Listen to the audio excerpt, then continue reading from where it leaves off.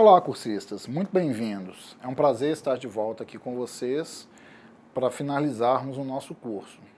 Eu sou o professor Dr. Leonardo Finelli, psicólogo e pedagogo, e retomo a disciplina História da EPT no Brasil, da pós-graduação Lato Sensu em Docência na Educação Profissional e Tecnológica do Instituto Federal de Educação, Ciências e Tecnologia de Minas Gerais, IFNMG.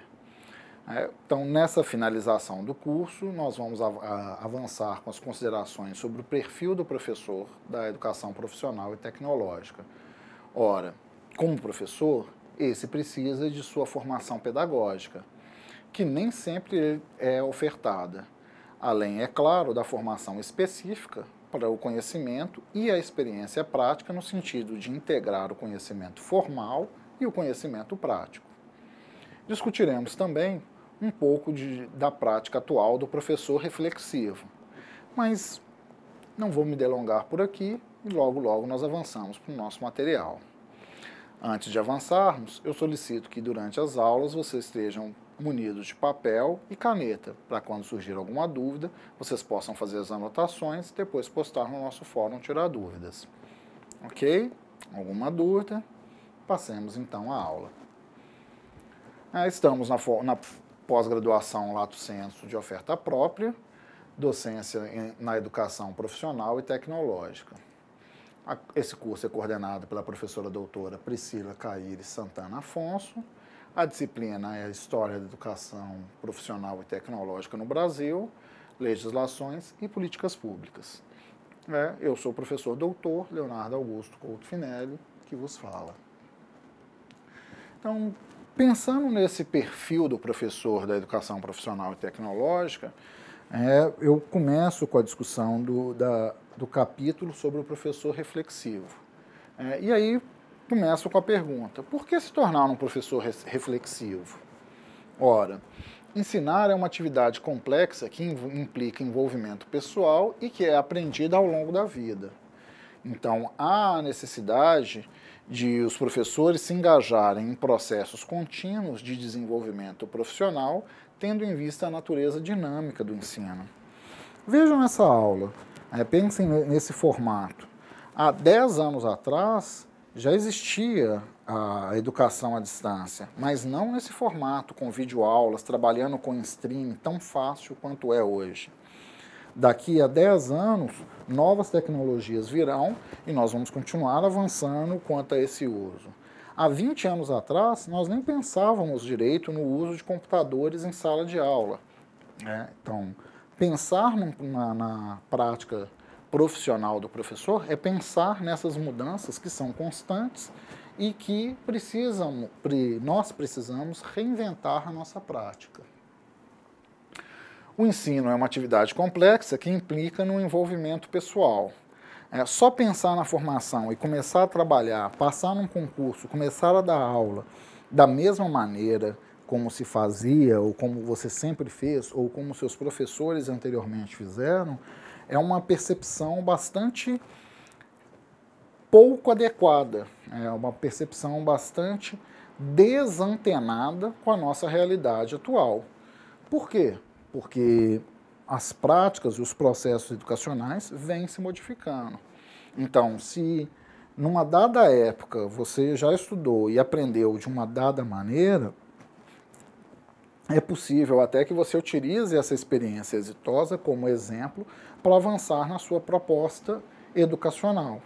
Não obstante, é preciso reconhecer que os seus alunos são outros, têm outras vivências, outras experiências, outros acessos à tecnologia, outras demandas em termos de vida, outra formação pregressa, então outra competência em termos dessa formação pregressa, o que pode nos trazer, por exemplo, alunos bastante competentes, bastante capacitados, bastante preparados, ou o contrário, alunos bastante carentes, bastante despreparados, o que vai nos demandar muito mais experiência, jogo de cintura, traquejo para lidar com esse aluno em sala de aula. Então, tornar-se professor tem sido entendido como um contínuo, um processo de desenvolvimento ao longo da vida. Hoje, essa ideia de ser docente assume ou acolhe uma série de perspectivas paralelas para além do mero trabalho docente.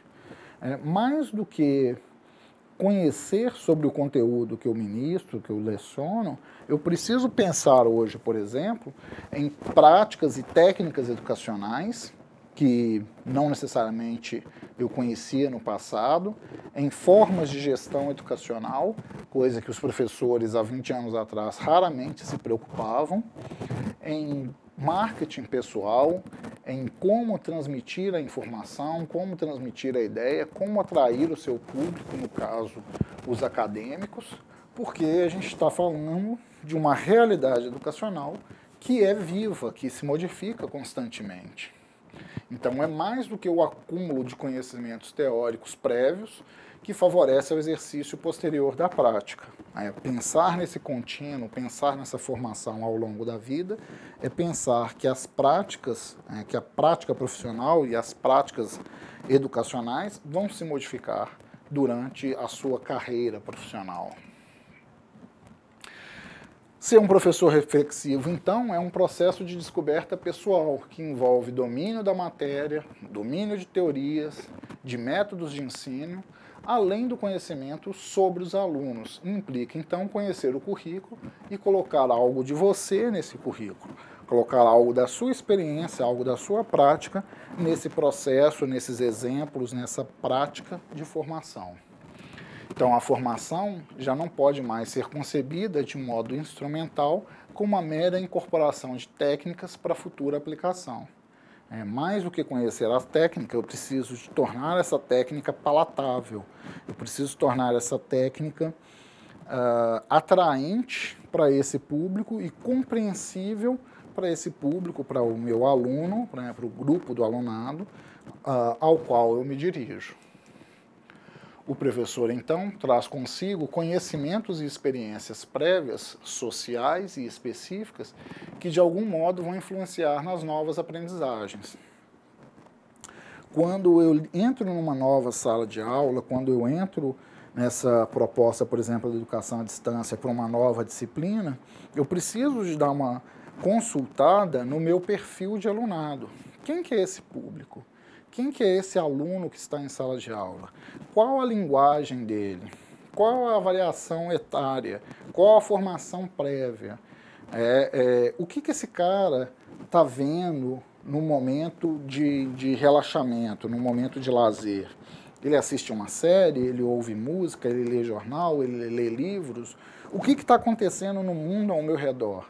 Eu preciso de conhecer todos esses elementos para subsidiar essa aula, para selecionar exemplos que estejam em acordo com a realidade desse aluno, para que a aula se torne interessante e motivadora para esse aluno, para que ela seja uma aula significativa, para que esse aprendizado tenha significado para ele. Compreende-se que a aprendizagem da docência, então, ocorre ao longo do tempo em lugar de sua formação.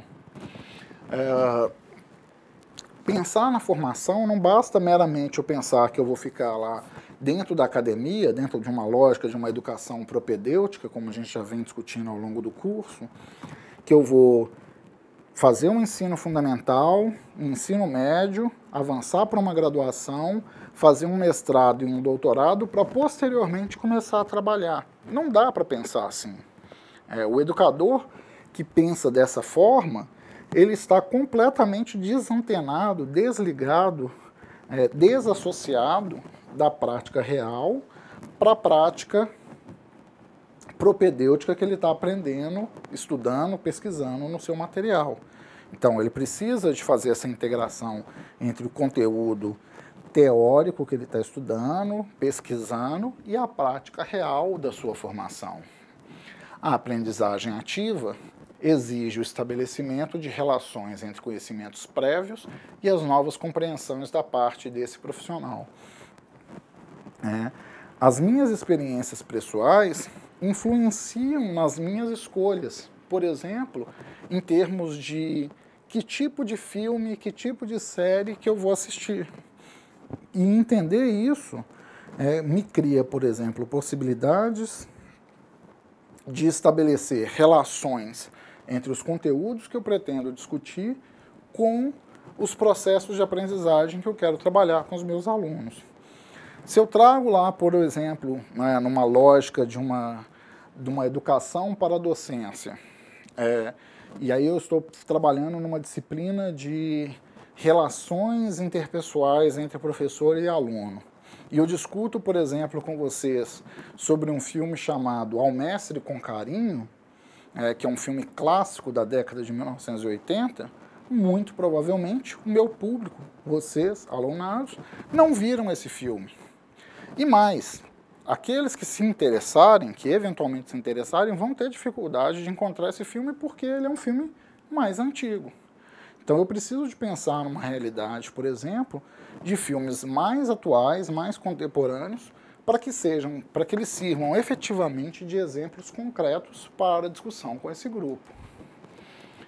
Então, o professor reflexivo, o professor odierno, na contemporaneidade, ele precisa ser capaz de conhecer diferentes conteúdos e contextos pedagógicos, ok? Está errado aqui no slide. Então, conteúdos e contextos pedagógicos. Mais do que o meu conteúdo específico da minha disciplina, eu preciso entender o que é uma lógica de formação. Precisam responder adequadamente às demandas de seus alunos. Alunos têm dúvidas, vocês postam elas nos fóruns, no chat, em sala de aula o aluno pergunta. Eu preciso responder essas perguntas. Eu preciso saber de todas as respostas a cada momento? Não. Mas eu preciso estar preparado para lidar com as perguntas, refletir sobre ela, e aquelas que demandam um conhecimento específico que extrapolam o meu conhecimento em sala de aula, eu preciso anotar para buscar, de modo a atender essa demanda do meu aluno. Selecionar os conteúdos e melhores maneiras de ensiná-los. Quando eu penso, por exemplo, num novo curso, numa nova disciplina, eu tenho uma ementa do curso e a partir dela eu preciso buscar bibliografia mais atual, mais contemporânea, mais adequada, com uma linguagem mais fácil ou mais complexa, de modo a adequar ao grupo de alunos que eu quero trabalhar. Avaliar seus alunos, suas próprias ações e seus resultados. Então, o processo de avaliação é um elemento constante na vida do professor, tanto dos alunos, quanto do processo de aprendizado dos alunos, quanto um professor reflexivo avaliar suas ações. Tem funcionado essas estratégias? Essa metodologia é eficiente? Assim como os resultados de cada um desses processos. Interagir com os diferentes membros da comunidade escolar. Se antes, num passado longínquo, o professor era aquele cara que entrava em sala de aula, dava sua aula e ia embora, hoje ele precisa ser um cara que está participando da vida escolar ou da comunidade escolar. Ele precisa interagir com os alunos, ele precisa conversar com esses alunos fora do horário de sala de aula para entender o que se pensam, o que se passa na vida deles. Ele precisa interagir lá com a faxineira ou com o cantineiro da instituição, de modo a entender o funcionamento da estrutura física daquela instituição. Precisa estar relacionado ali com o porteiro, de modo a entender a entrada ou não de alunos e por quê, atrasos, etc. Liberar a turma mais cedo em função de horário de ônibus, por exemplo, na universidade à noite. Precisa interagir com seus gestores, coordenadores de curso, de faculdade, de escola, etc., diretor, vice-diretor, pedagogo, orientador pedagógico, como uma equipe multiprofissional que vão gerir o espaço escolar e no sentido de pensar estratégias para o melhor funcionamento da escola. Lidar e compreender as diferentes experiências e contextos que caracterizam o ensino e a aprendizagem. Ora, existem maneiras e situações diversas de aprendizado. Quando a gente pensa, por exemplo, na educação profissional e tecnológica, não dá para pensar no processo educacional desconsiderando a parte prática. Então, a gente vai ter que levar o aluno para o laboratório, a gente vai ter que fazer visita de campo, a gente vai ter que pôr a mão na massa. E esses processos criam experiências que caracterizam o processo de ensino e aprendizagem que são diferenciados da educação científica, acadêmica, propedêutica. Lidar com as demandas administrativas da escola. Se você trabalha, então, numa instituição privada, porque a gente está aqui nessa lógica do Instituto Federal, o curso é gratuito, então normalmente há demanda, mas mesmo nesses, às vezes, a gente tem dificuldades para conseguir completar as turmas, e o seu salário está garantido em função de um recurso federal que é direcionado para a instituição. Mas se você pensa numa instituição privada, por exemplo, há uma questão de custo para o aluno, há a evasão, há a manutenção ou não da sala e da turma, há a questão do estabelecimento de custos, por exemplo, para uso de laboratório, há dificuldade de pagamento de professores. Então, lidar com demandas administrativas também passou a ser uma atribuição de professores. Pesquisar e buscar apoio na literatura relevante de sua área de atuação.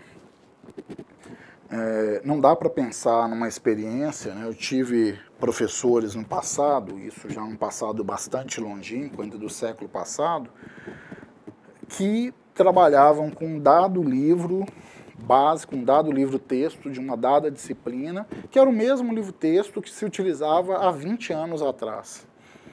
Hoje, na formação técnica e tecnológica, e mais ainda na formação no nível superior e pós-graduação, até existem os clássicos que são importantes, não podem ser desprezados, mas não dá para ficar preso meramente no clássico, a gente precisa de uma integração entre esse clássico e o contemporâneo, entre o que há de novo em termos de pesquisa, em termos de publicações.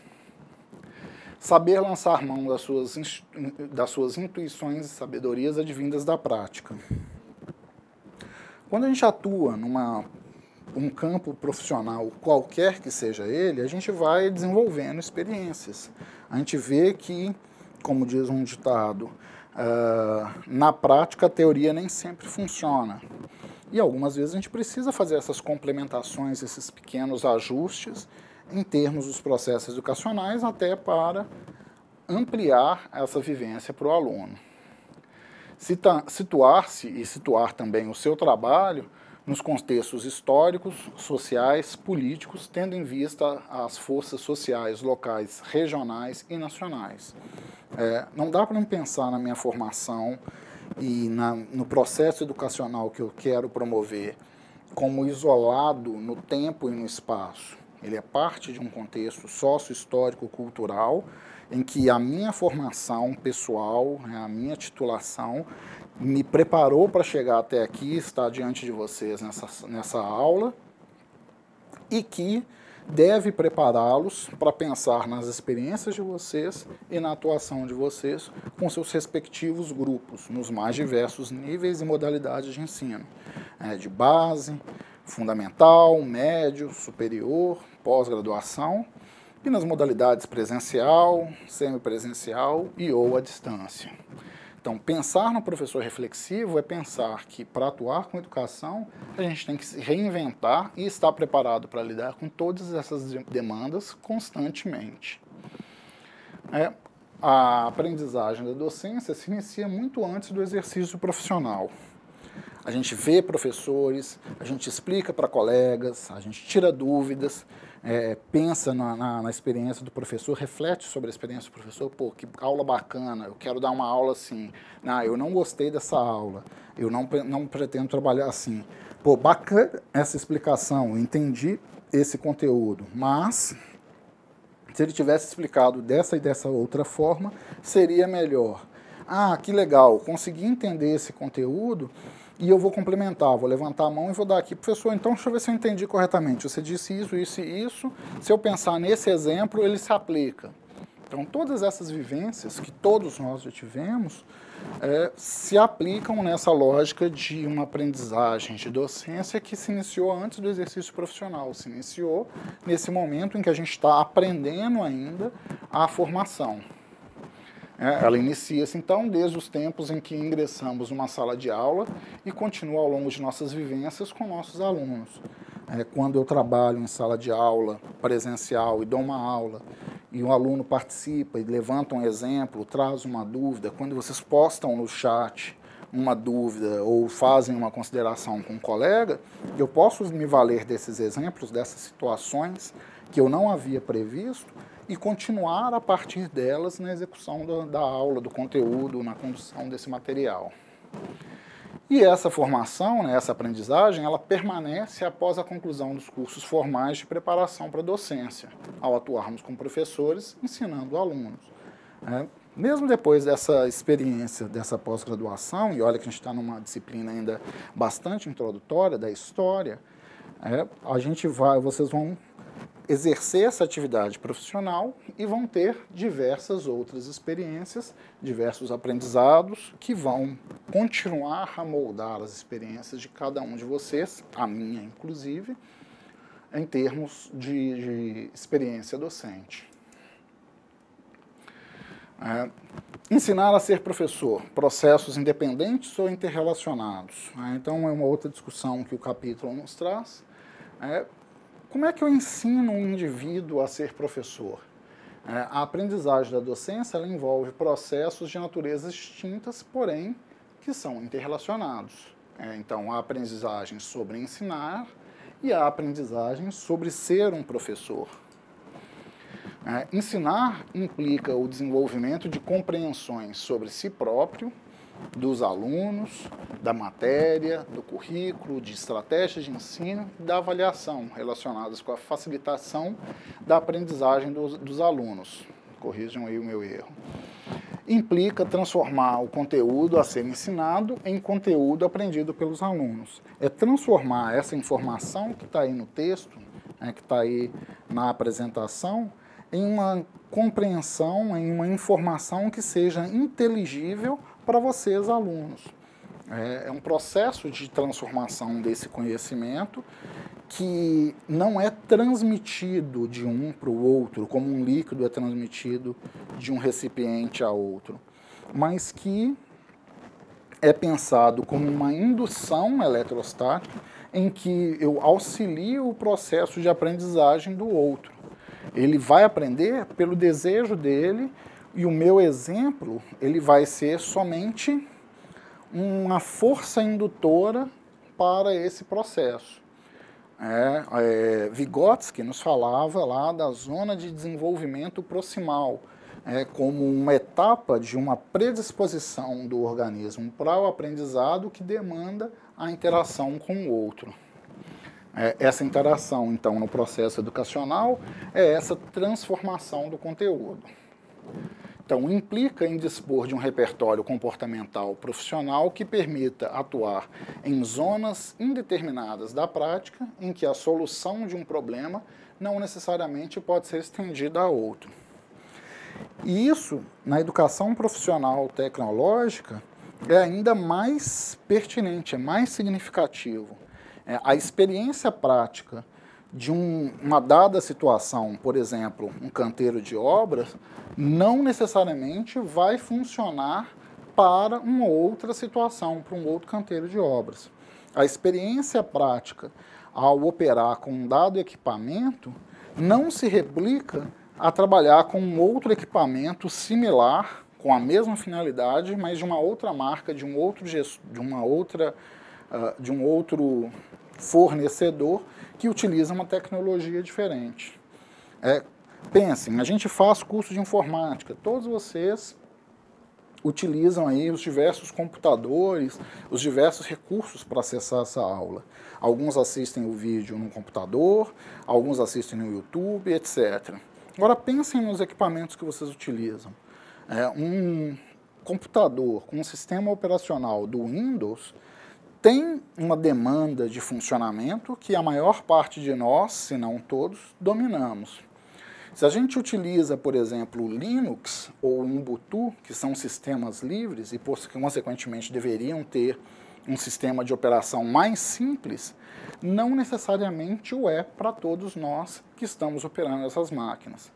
Se a gente utiliza, por exemplo, um equipamento da Apple, um Macintosh, a gente vai ter ainda outro tipo de aprendizado em termos de funcionamento dos softwares, dos sistemas, etc. E esses 4 sistemas nem sempre são compatíveis entre si. Então, pensar nessas zonas indeterminadas de prática ou soluções para os problemas é entender que a solução para um problema prático A não necessariamente responde ao problema B, mas pode auxiliar a pensar numa resposta diferenciada que atenda ao problema B. Ser professor, então, é mais amplo, inclui as responsabilidades sociais e políticas que o seu papel profissional implica e a participação desse profissional numa escola, numa comunidade, em outros espaços. Se a gente pensa no papel, na representação social do professor na década de 1970, 1980, a gente vê que eles eram pessoas altamente reconhecidas na sociedade, eram tomadas em alta conta. Hoje, a nossa representação social está altamente desgastada.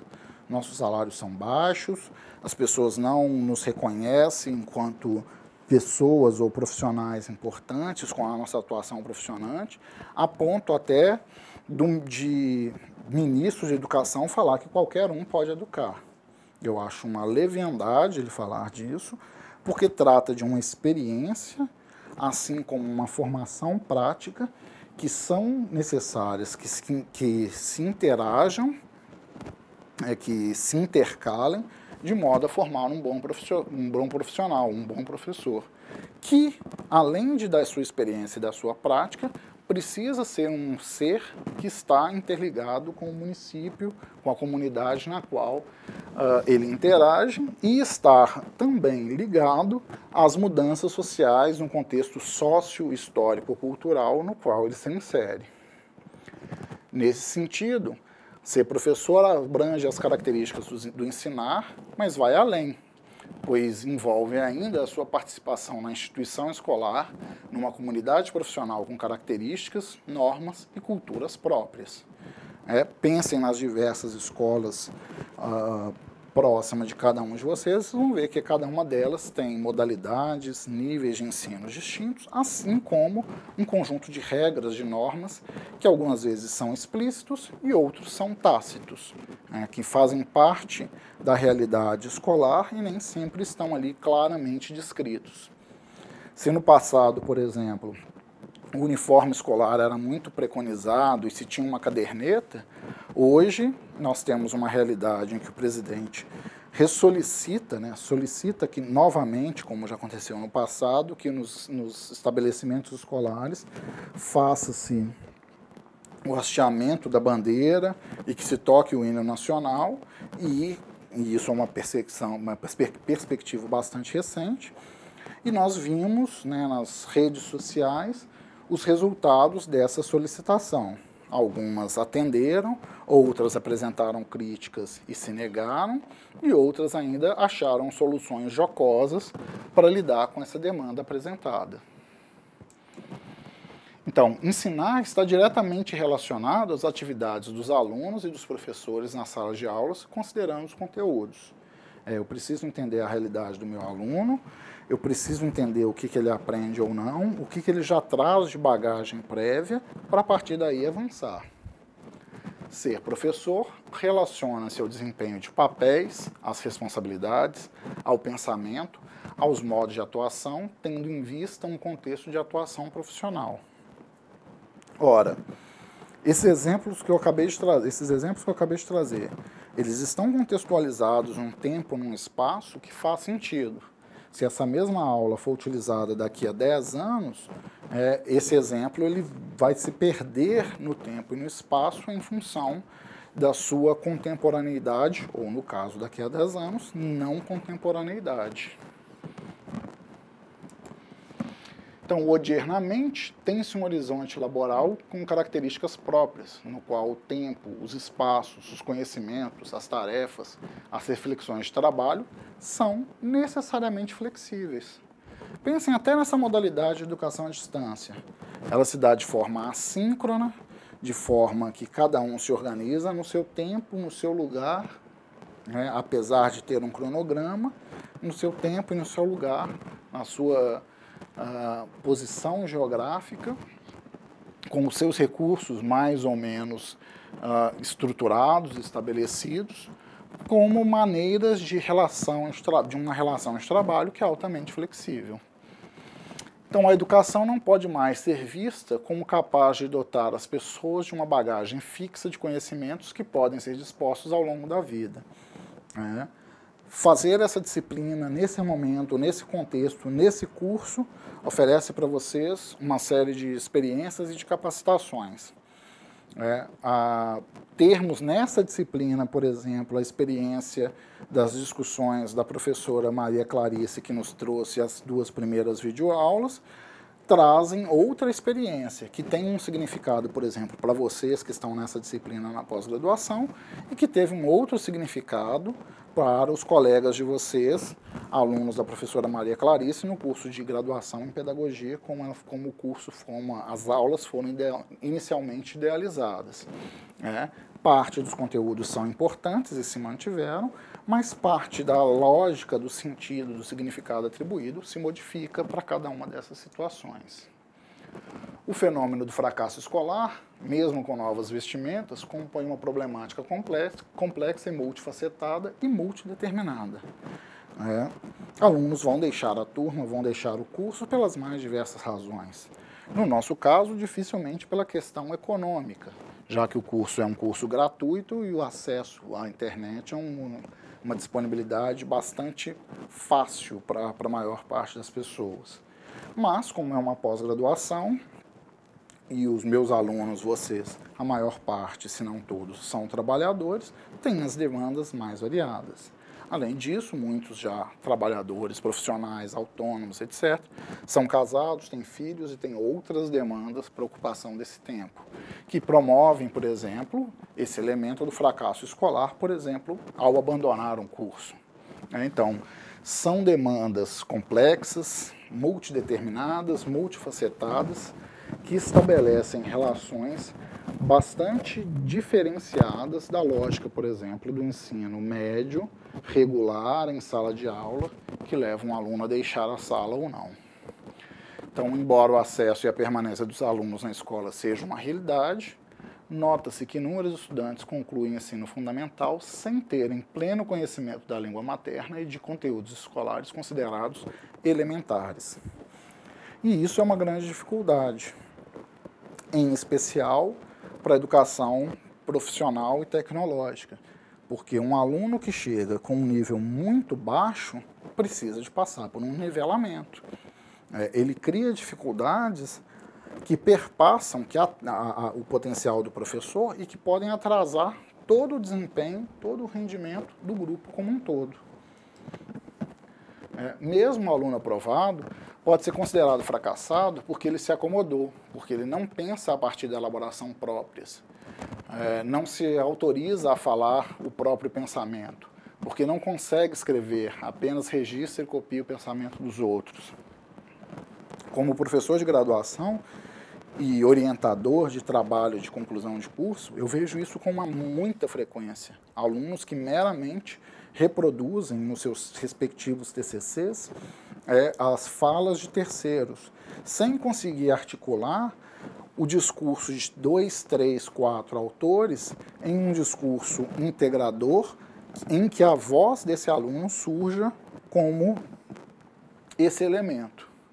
Então, nesse sentido, parte do processo deles, de formação, foi perdido. Eles meramente entregam um trabalho final com uma produção que minimamente atende ao requisito, sem efetivamente conseguir avançar no seu processo de conhecimento.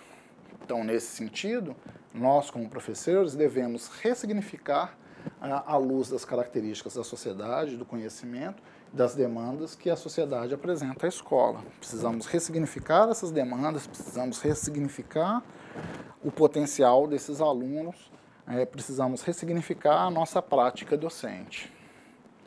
Aprender a aprender é uma demanda imprescindível para professores e alunos. Eu não detenho o conhecimento completo, formal e acabado.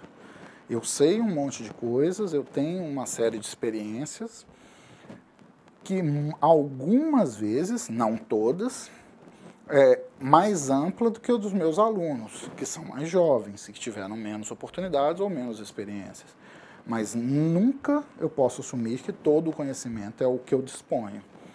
Diversas vezes eu me deparo com alunos brilhantes, alunos altamente engajados, não necessariamente brilhantes, mas altamente engajados, e alunos que tiveram uma série de experiências diferenciadas, diferentes das minhas, que auxiliam no processo educacional do grupo com exemplos de situações que eles vivenciaram e eu não.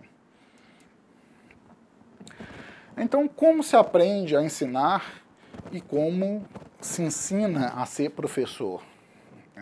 É um processo, essa aprendizagem da docência é um processo contínuo que ocorre ao longo da trajetória dos professores, a trajetória de vocês. Nos processos de aprendizagem profissional da docência, ocupa um lugar de destaque as crenças, ou valores, ou juízos, opiniões, que os professores detêm e que, de certa maneira, definem suas práticas pedagógicas.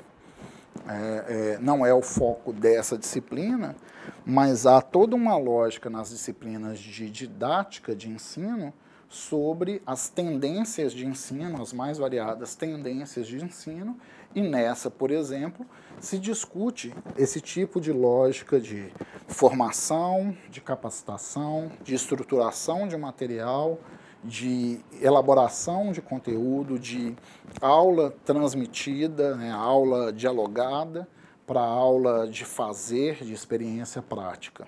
E aí, pensando na nossa formação em educação profissional e tecnológica, esse elemento da prática é um elemento essencial para nós, professores, atualizarmos com nossos alunos.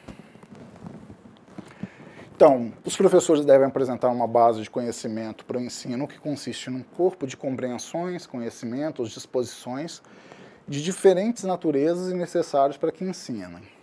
Então, e aprendam a ensinar. A gente precisa do conteúdo. Eu tenho que ter uma formação, eu preciso de um conteúdo ao qual eu vou dispor, que eu vou trabalhar com os meus alunos. Mas, além disso, eu preciso da técnica, da experiência de formação para auxiliar nesse processo.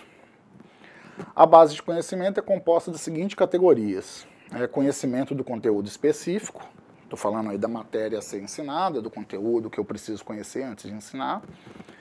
Conhecimento de conteúdos pedagógicos, então domínio de uma área específica, considerando ali os objetivos, metas, propostas educacionais do ensino, a lógica de manejo de sala, então conteúdo pedagógico, e conhecimento pedagógico do conteúdo, contrário, que seria uma amálgama do conhecimento do conteúdo específico e outros tipos de conhecimento que estabelecem aí o bom funcionamento, até, por exemplo, das diferenças hierárquicas entre professor e aluno para o estabelecimento da lógica de funcionamento de uma sala de aula.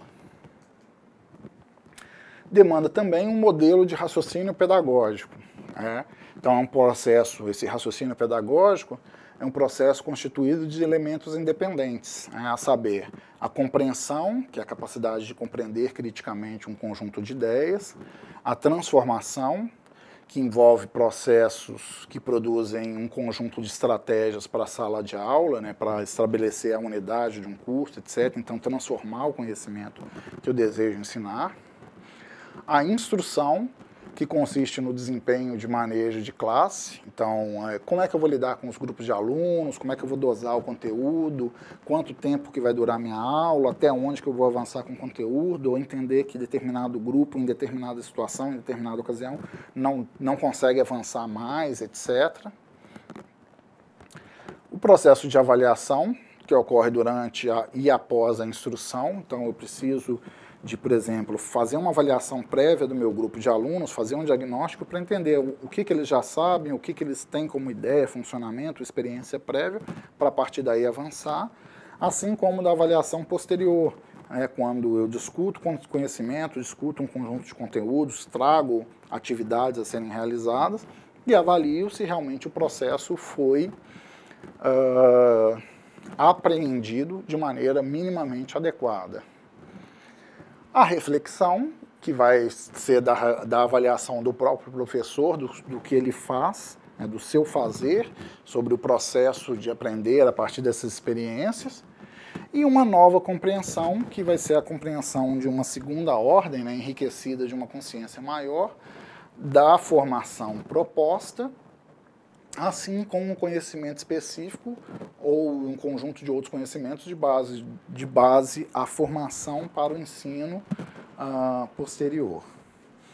Então, seguindo essa lógica, é possível a gente pensar nesse processo de formação, de capacitação, de preparação de um professor e, eventualmente, do que a gente vai chamar de um professor reflexivo. Então, no capítulo, né, no artigo que eu dispus no material didático para nós trabalharmos, nós temos esse ciclo, né, da lógica, transformação, a instrução, passando para avaliação, reflexão, uma nova compreensão, que gera compreensão, e a transformação como um ciclo, como um processo que se estrutura em termos de um ciclo das competências necessárias para a atuação como professor. Então, envolve processos contínuos de caráter formal e não formal, que incluem diversos fatores de ordem pessoal, afetiva, cognitiva e institucional. Eu preciso, por exemplo, de uma formação acadêmica, um título acadêmico para ocupar esse espaço. Mas eu preciso também de uma experiência docente para conseguir falar com essa fluidez, para integrar uma série de conhecimentos à informação do texto.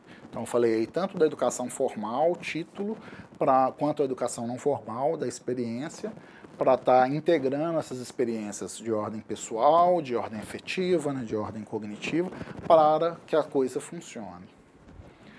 Isso porque aprendemos por meios diferentes processos de aprendizagem. Existe a lógica da metacognição, a partir das teorias formais e vivências, onde a gente vai analisar conteúdos. Há um processo de descontinuidade, onde a gente aprende a ensinar a ser professor como um processo que não é contínuo, como uma experiência, uma demanda de uma experiência prática. Há a individualização, onde as características pessoais de cada um se manifestam na docência, na experiência.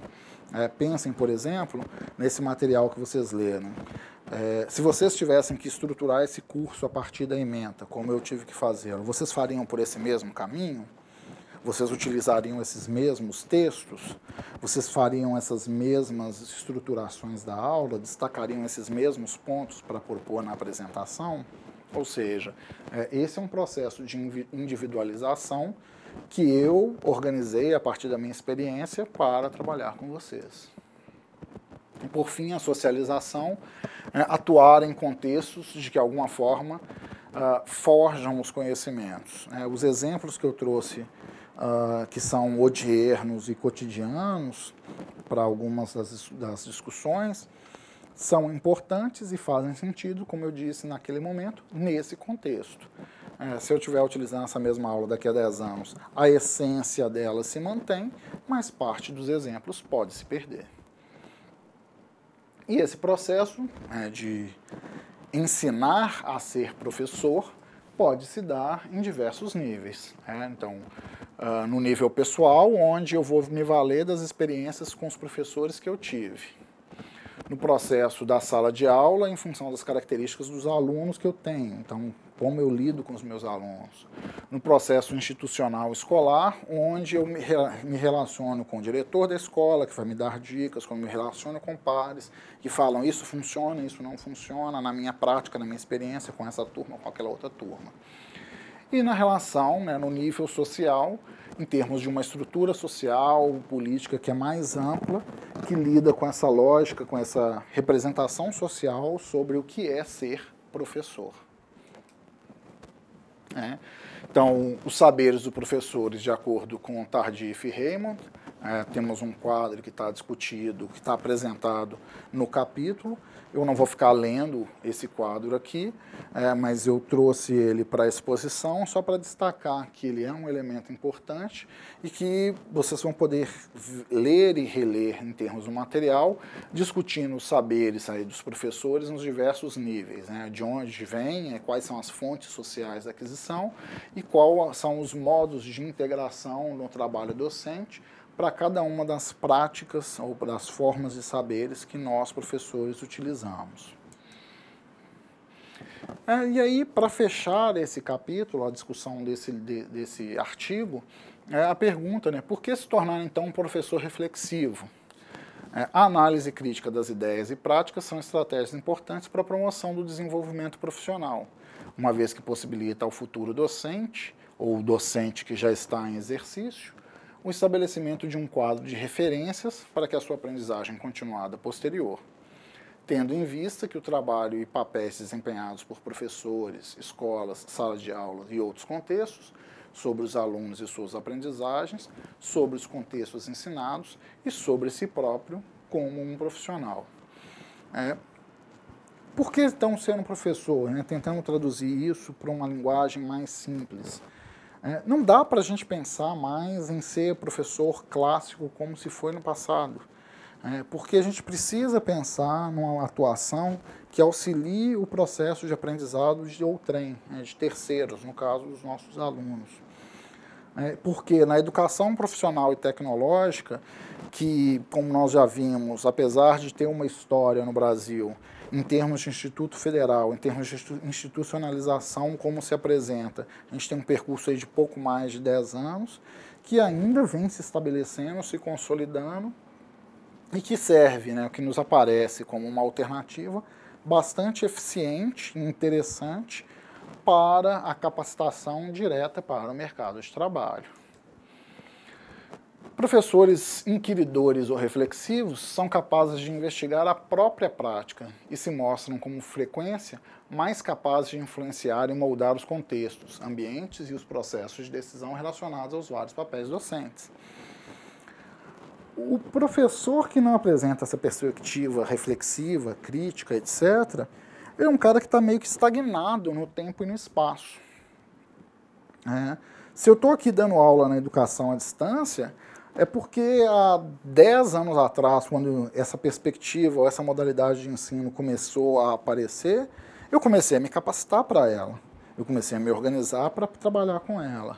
Se vocês estão aqui falando, né, ou participando de uma pós-graduação em docência para educação profissional e tecnológica, é porque ela é uma modalidade que começou a aparecer ou se consolidou em termos de legislação e políticas públicas nos últimos 10 anos e há mercado de trabalho para isso. E se a gente não continua nessa perspectiva de capacitar, de ver o que está acontecendo de novo, a gente vai se perder e ficar lá parado no tempo e no espaço. Analisar, questionar, examinar e explorar o que se faz e suas consequências são ações que possibilitam ao docente maior compreensão a respeito dos contextos em que atua, das variáveis intervenientes e dos alunos e de seus próprios processos de decisão, entre outras coisas. Ou seja, essa possibilidade de refletir sobre a nossa praxis possibilita uma reestruturação, uma reorganização da mesma, ao passo que não o fazê-lo nos mantém num estado de vítima sobre uma situação em que a gente vai ser meramente espectadores das tomadas de decisão dos gestores, ao invés de sermos atores de mudança, reconhecendo os movimentos sociais, políticos e econômicos e atuando neles para um melhor desenvolvimento social. Por fim, o último texto que eu proponho para essa disciplina é a formação do docente da EPT no Brasil. Então, só para fechar essa discussão, esse texto nos traz que o discurso propedêutico se contrapõe à formação em educação profissional e tecnológica, algo que nós já vimos amplamente, em especial na aula da segunda semana, entendendo que os futuros docentes do ensino fundamental e do ensino médio, após realizarem os estudos específicos do seu campo disciplinar, por exigência curricular, buscam saberes da docência ou da formação técnico-pedagógica. Então, pensar no nosso papel enquanto docente é caminhar com um trabalho que está ali entre a teoria e a prática e que a gente tem que articular isso em termos de construção de conhecimento, até entendendo os níveis. Se é uma educação científica, propedêutica, ou se é uma educação profissional e tecnológica. Os estudos propedêuticos requerem professores com formação teórica e metodológica extremamente consistente, fundada em conhecimentos gerais e compreensivos, críticos da realidade e, portanto, pedagogicamente preparados para a condução de uma sala de aula. Enquanto que os estudos profissionais e tecnológicos dispensam os saberes da docência em termos da formação desse profissional. Essa pós-graduação, de certa forma, ela contrapõe esse discurso desse texto. A gente está aqui numa formação à distância, profissional tecnológica, no nível de pós-graduação, que foca na docência para a formação profissional tecnológica, né? A gente está falando aí de uma meta-formação, ou seja, assumindo que vocês já atuam ou pretendem atuar a partir de uma formação científica, de uma formação propedêutica, com conhecimentos teóricos e metodológicos, e que vão desenvolver ao longo dessa formação ou ampliar uma competência que já dispõe, em termos profissional e técnica, para a atuação enquanto docentes, para melhorar a prática enquanto docentes na atuação profissional. Então, retoma-se a discussão sobre a formação daqueles que deveriam prosseguir os estudos em nível superior. As elites condutoras e de um lado, elas de um lado, e de outro, aqueles que deveriam se inserir rapidamente no mercado de trabalho, os desvalidos da sorte, atribuindo a esses uma condição de inferioridade em relação àqueles devido à condição de classe. Então, a educação propedêutica para as elites condutores, a educação tecnológica, a educação profissional para os desvalidos de sorte, para que se ingressem logo no mercado sem ter que pensar demais. O que a gente está fazendo é ocupar um espaço de meio termo entre os dois. Seria um modo específico de separação entre educação e trabalho? Bom, discute as implicações da formação pedagógica ou da ausência dela no trabalho do professor de educação profissional no nível médio. Muitas vezes o professor de educação profissional tecnológica no nível médio não teve essa formação, essa capacitação em didática, o que gera uma dificuldade. Então, há para ele também a necessidade da formação pedagógica, já que sem essa, há um prejuízo na prática do docente no ensino técnico. Alguns, e aí a literatura, alguns pesquisadores defendem que a formação do professor se dá pela vivência no trabalho docente cotidiano e pela reflexão do próprio trabalho docente sobre essa prática. Mas aí eu coloco um alerta para vocês, um cuidado, porque nem todo professor tem essa reflexão. Como a gente viu no texto anterior, essa formação do professor reflexivo é importante e nem todos a alcançam, a exercem. Então, se a gente pensa que existe essa possibilidade de pensar em ser professor a partir de uma prática docente cotidiana, ela só se realiza efetivamente para aquele que reflete sobre o seu trabalho, não acontecendo para aquele que só meramente reproduz. Então, tal percepção é reconhecível, visto que há carência de estudos e pesquisas sobre a epistemologia da educação profissional e tecnológica. Para discutir, então, essa formação do docente em educação profissional e tecnológica, os autores articulam uma base para essa formação. Então, a epistemologia da prática se revela insuficiente por ser dissociada dos fundamentos técnicos, dos fundamentos teóricos, históricos e econômicos que a condicionam. Então, não há uma reflexão, uma discussão epistemológica sobre a educação profissional e tecnológica consistente. Há a necessidade de se avançar para uma epistemologia da formação com base na concepção de praxis, que propicia a articulação dialética entre a prática social e os fundamentos teóricos, históricos, econômicos, etc., capazes de compreendê-la e transformá-la. Então, a legislação que fundamenta e que funda os institutos, que institui a Rede Federal de Educação Profissional e Científica e Tecnológica, que criou os institutos, não veio acompanhada de políticas de formação docente. Então, essa é uma falha dessa lei. Só fala da criação, da prática da educação profissional, mas não como preparar esses educadores para a prática profissional. Então, as discussões atuais acerca da docência para a educação profissional identificam um histórico de fragmentação, improviso e insuficiência na formação pedagógica na prática de muitos desses professores. E é isso que a gente está tentando corrigir, por exemplo, com essa pós-graduação em docência. Um dos maiores problemas na formação de docentes no Brasil é a orientação descontextualizada da realidade contemporânea em que essa formação se desenvolve. Pensar num curso, por exemplo, de pedagogia, se vocês buscarem nos catálogos de formação em pedagogia, vocês vão ver que a maior parte dos cursos de pedagogia se direcionam para a formação de professores para séries iniciais, educadores e professores para séries iniciais, que é uma demanda, que é importante, mas que não é a única área de atuação. A gente tem que pensar nas séries finais, a gente tem que pensar na educação para o ensino superior.